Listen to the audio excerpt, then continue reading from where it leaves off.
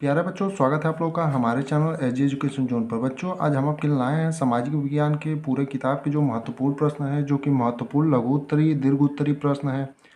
बच्चों, ये जो क्वेश्चन हमने नोट डाउन किए हैं 15 से 20 क्वेश्चन है। ऐसे ही हम 10 से 12 आपके लिए क्लासेस लाएंगे, जिसमें आपके पूरे सामाजिक विज्ञान के जो बहुत ही महत्वपूर्ण क्वेश्चन है 20-20 क्वेश्चन कर करके हम पूरा ख़त्म कर देंगे। इसमें हमने 15-16 क्वेश्चन लिखे हैं, जो कि आपके बोर्ड एग्जाम में काफ़ी इंपॉर्टेंट होने वाले हैं। बच्चों, अगर ये वीडियो आपको अच्छा लगे तो इसे लाइक करें और चैनल को सब्सक्राइब करें और अपने दोस्तों के साथ शेयर करना ना भूलें।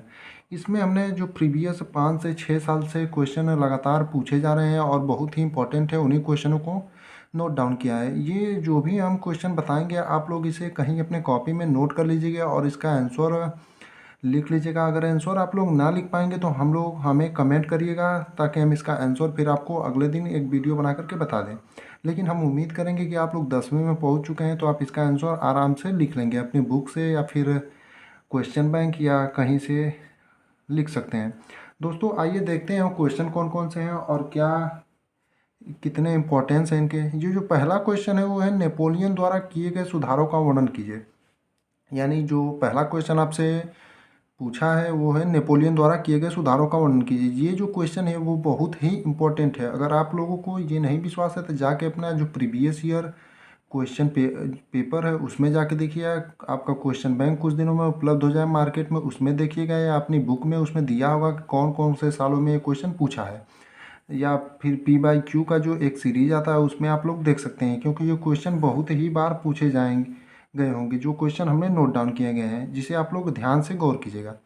पहला जो क्वेश्चन था वो है, नेपोलियन द्वारा किए गए सुधारों का वर्णन कीजिए।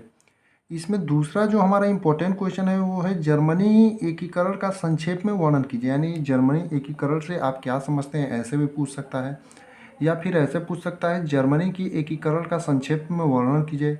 या ऐसे पूछ सकता है, जर्मनी एकीकरण का शॉर्ट संक्षेप मान लीजिए, या संक्षेप में पूछा, या विस्तार पूर्वक भी पूछ सकता है, विस्तार पूर्वक वर्णन कीजिए। इसी प्रकार आपसे पूछ सकता है। तीसरा जो हमारा क्वेश्चन है वो है, मारियान और जर्मेनिया कौन था। यानी मारियान कौन था, ऐसे भी अकेले पूछ सकता है, और जर्मेनिया कौन था, अकेले भी पूछ सकता है। लेकिन इसमें जो है वो कंबाइन है, मारियान और जर्मेनिया कौन था। यानी मारियान और जर्मेनिया कौन थे, उसका महत्व क्या था, यानी उन दोनों लोगों का महत्व क्या था, ये क्वेश्चन पूछ सकता है। चौथा है, फ्रांस की क्रांति के प्रमुख कारणों की विवेचना कीजिए। यानी चौथा जो इम्पोर्टेंट क्वेश्चन है वो पूछा है कि फ्रांस के क्रांति के प्रमुख कारणों की विवेचना कीजिए। यानी ऐसे भी पूछ सकता है कि फ्रांस की क्रांति के प्रमुख कारणों का उल्लेख करिए। या फिर ऐसे पूछ सकता है, फ्रांस के क्रांति के प्रमुख कारण बताइए। आइए देखते हैं आगे कौन कौन से इंपॉर्टेंट क्वेश्चन है। पांचवा जो आपका इंपॉर्टेंट क्वेश्चन है वो है कि, भारत में रॉलेट एक्ट क्या था। यानी कि भारत में रॉलेट एक्ट क्या था, ऐसे पूछ सकता है। शॉर्ट में पूछेगा तो एक ही पूछेगा, भारत में रॉलेट एक्ट क्या था, कब पास हुआ था, ये पूछ सकता है। अगर लॉन्ग में पूछेगा तो, भारत में रॉलेट एक्ट क्या था, उसका विरोध तथा परिणाम क्या हुआ। यानी उसका विरोध क्या था, किस लिए हुआ, और उसका परिणाम क्या हुआ रॉलेट एक्ट का। यानी कि ये एक नंबर में भी पूछ सकता है कि रॉलेट एक्ट कब पास हुआ था, बहुविकल्पी में भी, तो उसे आप लोग भी गौर करिएगा। छठवां जो क्वेश्चन है वो है, इटली के एकीकरण का संक्षेप में वर्णन कीजिए। यानी इटली का जो एकीकरण है उसका संक्षेप में वर्णन कीजिए। ऊपर आपने देखा था जर्मनी एकीकरण का संक्षेप में वर्णन कीजिए क्वेश्चन था, यहाँ पर इटली के एकीकरण का संक्षेप में वर्णन कीजिए, ऐसे पूछ सकते हैं। या फिर पूछेगा, इटली के एकीकरण का जो है उसका वर्णन कीजिए, ऐसे पूछ सकता है। सातवां जो इम्पोर्टेंट क्वेश्चन है वो है, सत्याग्रह के विचार का क्या मतलब है। यानी सत्याग्रह का जो विचार होता है उसका मतलब क्या है, यानी कि सत्याग्रह का क्या अर्थ है, ऐसे पूछ सकता है। या सत्याग्रह के विचार पर प्रकाश डालिए, ऐसे पूछ सकता है। आठवां जो क्वेश्चन हमारा इम्पोर्टेंट है वो ये है कि, 1929 की महामंदी का भारत पर क्या प्रभाव पड़ा। यानी 1929 की जो महामंदी हुई थी उसका जो है भारत की अर्थव्यवस्था पर क्या प्रभाव पड़ा, ऐसे भी पूछ सकता है। या ऐसे पूछेगा, 1929 की महामंदी का भारत पर क्या प्रभाव पड़ा। नौवां जो हमारा इम्पोर्टेंट क्वेश्चन है वो है कि, ब्रेटन वुड्स समझौते का क्या अर्थ है। यानी ब्रेटन वुड्स समझौता क्या था, ऐसे भी पूछ सकता है। या ऐसे पूछेगा, ब्रेटन वुड्स समझौते का क्या अर्थ है। आइए देखते हैं आगे हमारे कौन कौन से क्वेश्चन बचे हैं। 10वां जो हमारा क्वेश्चन है वो है, महामंदी के कारणों की व्याख्या कीजिए। यानी महामंदी के कौन से कारण होते हैं, उनकी आपको व्याख्या करने से संबंधित क्वेश्चन पूछे जा सकते हैं।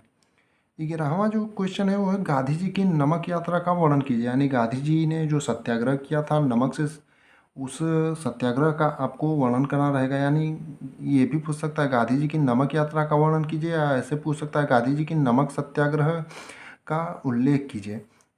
दोनों एक ही बात हुई। 12वां जो क्वेश्चन है वो है महात्मा गांधी द्वारा चलाए गए असहयोग आंदोलन का क्या अर्थ है। यानी कि ये क्वेश्चन जो है महात्मा गांधी द्वारा चलाए गए असहयोग आंदोलन का क्या अर्थ है, ऐसे पूछ सकता है। या पूछेगा महात्मा गांधी द्वारा चलाए गए असहयोग आंदोलन का विस्तारपूर्वक वर्णन कीजिए, इस प्रकार पूछ सकता है। आपने देखा महात्मा गांधी की जो सत्याग्रह है और एक सत्याग्रह ऊपर तक के विचार से क्या मतलब है। यानी कि सत्याग्रह के जो क्वेश्चन है उसमें से 3 हमें इंपॉर्टेंट क्वेश्चन मिल गए हैं, और ये जो तीनों क्वेश्चन हमें बताए हैं ये इस बार भी बोर्ड एग्जाम 2025 आपका होने वाला है यूपी बोर्ड का, उसमें भी रिपीटेड होने की प्रबल संभावनाएं हैं। आइए देखते हैं 13वां क्वेश्चन क्या है। 13वां जो क्वेश्चन है वो है प्रथम विश्व युद्ध के विश्व पर पड़ने वाले प्रभाव का वर्णन कीजिए। यानी जो आपका प्रथम विश्व युद्ध हुआ था वो कब हुआ था, ये 1 नंबर में क्वेश्चन पूछ सकता है। इसमें लॉन्ग में पूछेगा प्रथम विश्व युद्ध के विश्व पर पड़ने वाले प्रभाव का वर्णन किया। यानी जो प्रथम विश्व युद्ध हुआ था उसका विश्व पर क्या प्रभाव पड़ा था, इसको आपको विस्तारपूर्वक बताना रहेगा। 14वां जो क्वेश्चन है वो है भूमि के निम्नीकरण का क्या अर्थ है, कारण क्या है।